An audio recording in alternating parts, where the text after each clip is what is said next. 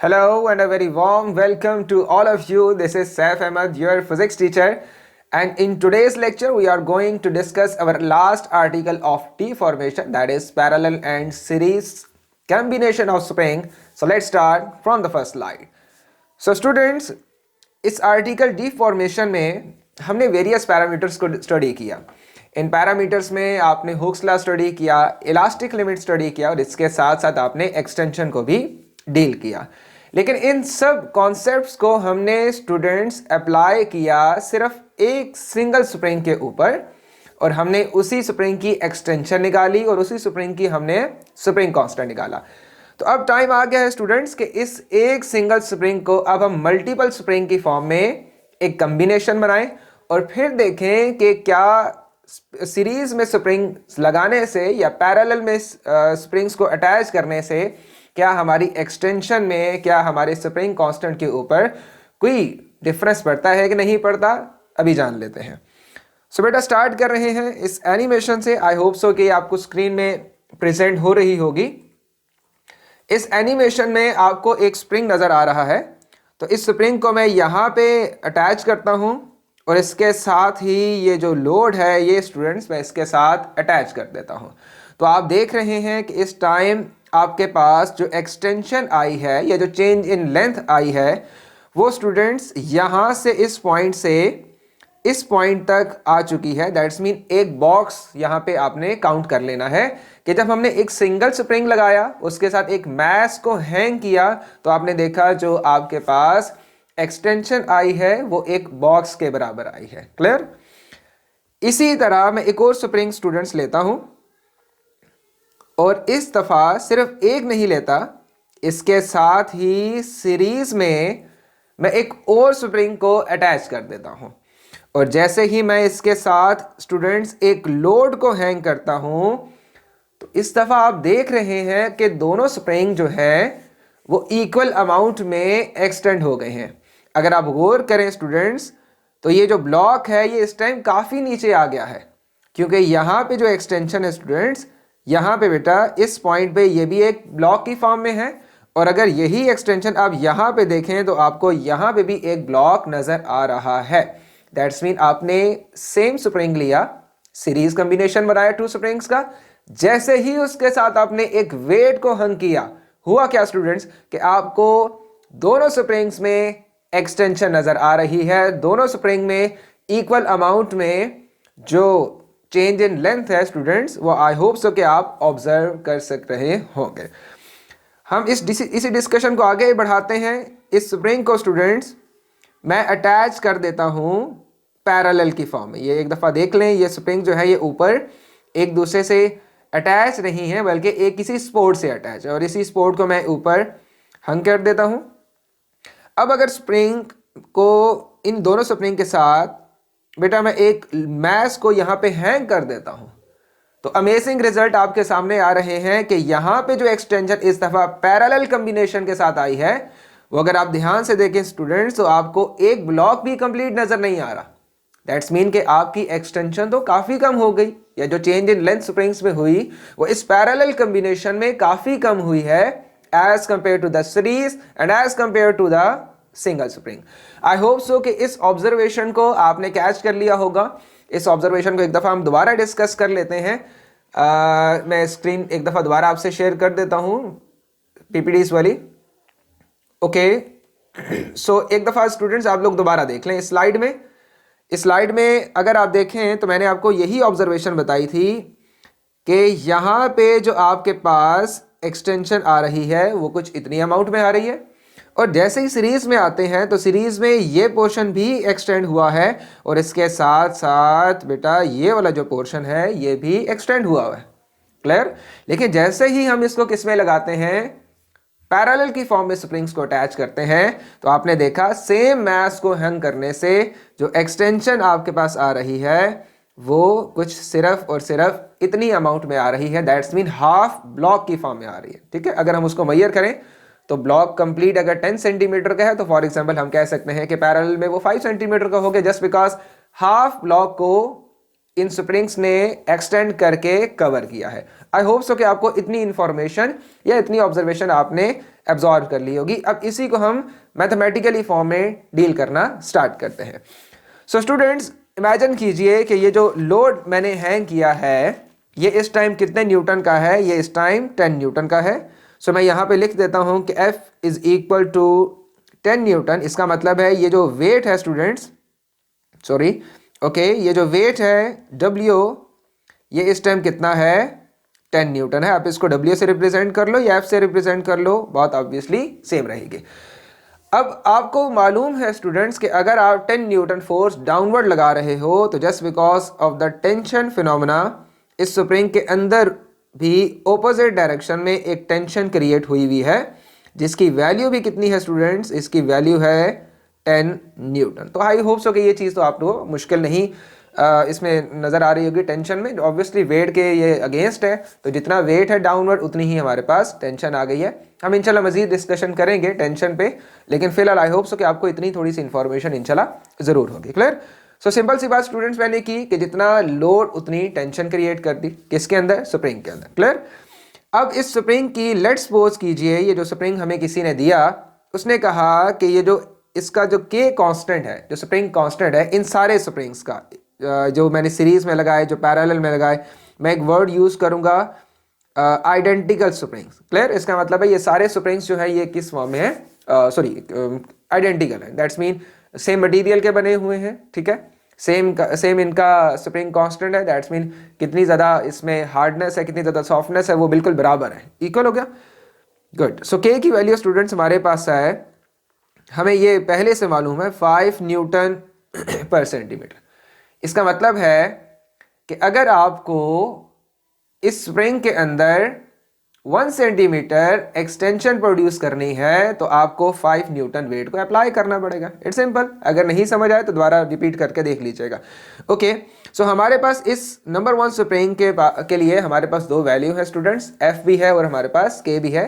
F भी given है, के भी गिवन है, आपको परेशान होने की जरूरत नहीं है। सो अगर इस केस के लिए मैं एक्सटेंशन की वैल्यू निकालना चाहूँ, so extension will be F is equal to K E and E will be F over E, and now if you put the values you get 10 divided by 5, and now for this spring the extension is 2 centimetre. इसका मतलब है ये जो एक block है student यहाँ पे ये कितनी अमाउंट का है, ये है 2 सेंटीमीटर का है। इजी। सो इसका मतलब क्या हुआ स्टूडेंट्स कि हमने 10 न्यूटन लोड अप्लाई किया इस स्प्रिंग के ऊपर, जिसका जो स्प्रिंग कांस्टेंट की वैल्यू थी 5 न्यूटन पर सेंटीमीटर थी।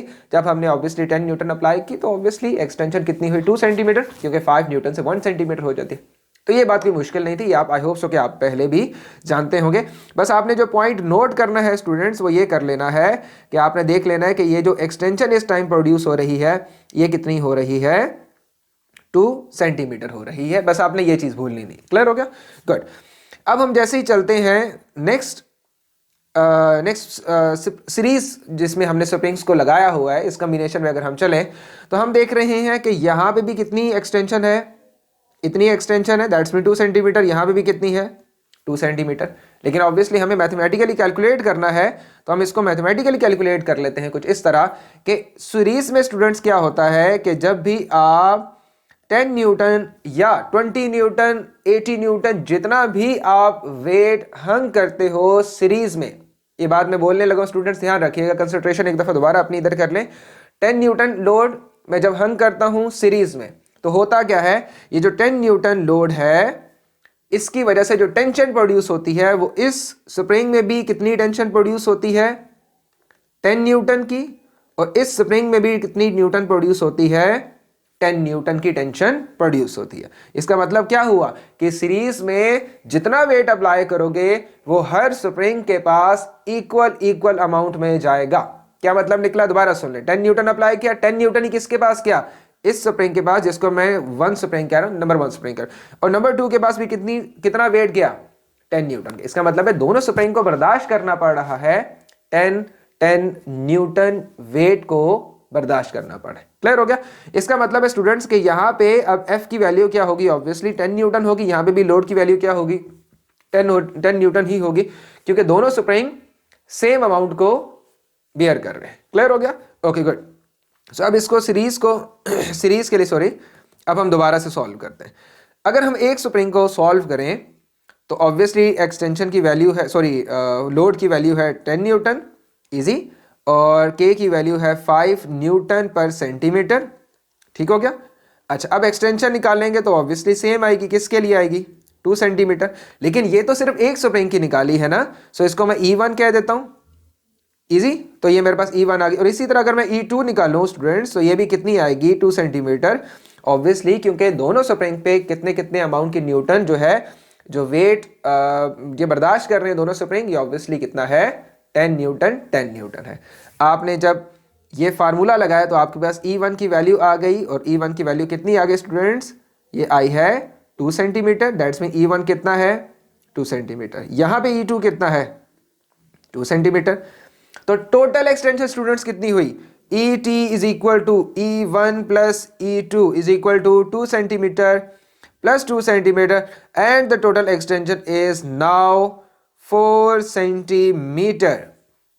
तो स्टूडेंट्स क्या पता चला कि जब भी हम सीरीज में स्प्रिंग्स को लगाते हैं और उनके साथ जब हम एक वेट को हैंग करते हैं, तो दोनों स्प्रिंग्स में जो एक्सटेंशन प्रोड्यूस होती है वो सेम प्रोड्यूस होती है। इसका मतलब है अगर जो अपर स्प्रिंग है वो प्रोड्यूस कर रहा है एक्सटेंशन 2 सेंटीमीटर की, तो लोअर स्प्रिंग भी प्रोड्यूस करेगा एक्सटेंशन 2 सेंटीमीटर की। दैट्स मीन अगर आपको पास्ट पेपर में कहा जाए कि you have to find out the value of the extension for both of these springs, और अगर आपको लोड दे दिया जाए और के की वैल्यू भी बिलफर्ज आपके पास है, तो ऑब्वियसली आपको करना क्या पड़ेगा कि दोनों स्प्रिंग की जो एक्सटेंशन है उसको ऐड करना पड़ेगा। इंशाल्लाह हम इस लेक्चर के एंड पे या नेक्स्ट लेक्चर में हम P4 के क्वेश्चन 1-2 सॉल्व करेंगे, जिसमें सीरीज में और पैरेलल के कुछ पास्ट पेपर के क्वेश्चन 1-2 हैं। क्लियर हो गया?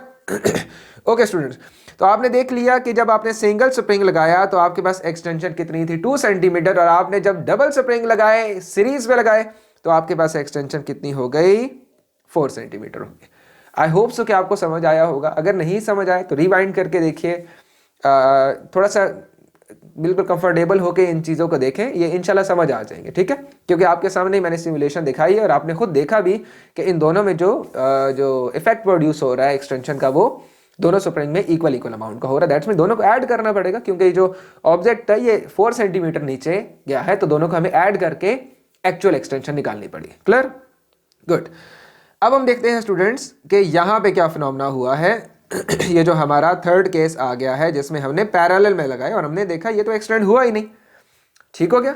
सो अब देखिएगा ज़रा, जैसे ही मैंने वेट लगाया, ध्यान से देखिएगा स्टूडेंट्स, वेट मैंने हैंग किया, वेट हैंग किया कितने न्यूटन का, 10 न्यूटन का, तो मुझे तो एक्सटेंशन बहुत कम नज़र आ रही है। ये देखिए, ये तो बॉक्स के हाफ के बराबर है। इसका मतलब है कि लोड इक्वल अमाउंट में दोनों के पास नहीं गया। अगर तो दोनों के पास इक्वल अमाउंट में गया होता है, चलो हमें ज़्यादा नहीं, हमें 4 सेंटीमीटर नहीं, एटलीस्ट 2 सेंटीमीटर तो मिलनी चाहिए थी।